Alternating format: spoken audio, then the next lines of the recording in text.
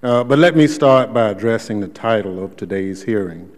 Does administrative amnesty harm our efforts to gain and maintain operational control of the border?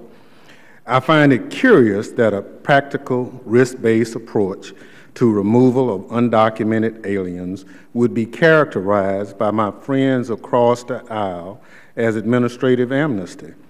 This is not a legal term, but a political one. Typically, the smart and efficient use of government resources garner bipartisan praise and support in this town. What is ICE doing under the Obama administration that is different than what is or its predecessor agency, INS, did under previous administrations? ICE is prioritizing its limited resources to ensure that the agency removes undocumented aliens who pose a danger to national security or a risk to public safety, along with recent illegal entrants. Currently, ICE only has the resources necessary to remove approximately 400,000 undocumented aliens. Madam Chair, I'd like to offer for the record a copy of the Homeland Security Appropriations Measure, where every member of this subcommittee voted for this very same program to the tune of $1.6 billion. Without objection. That constitutes, in its form, less than 4% of the estimated illegal alien population in the United States.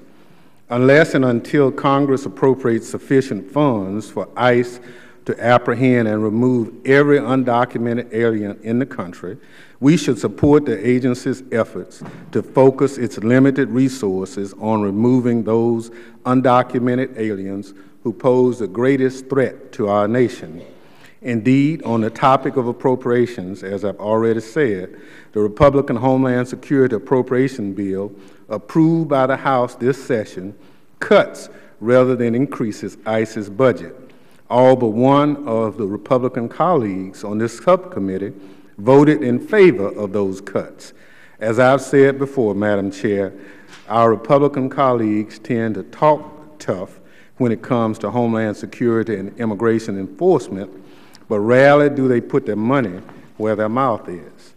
Also, it's worth noting that under the current administration, ICE has removed more criminal aliens and more aliens total than under the Bush administration or any other prior administration, Democrat or Republican.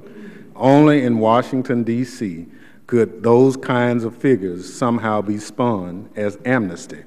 Ironically, the last real amnesty was championed by President Ronald Reagan, a hero to many of my Republican colleagues. And yet today, it appears that even the largest number of removals of undocumented immigrants in our nation's history is not enough to satisfy some. With that, Madam Chair, I'd like to welcome our distinguished panel of witnesses. I look forward to hearing them today, and I'm certain that they will provide the members of this subcommittee valuable insight into the complex issue of immigration enforcement. I yield back the balance of my time.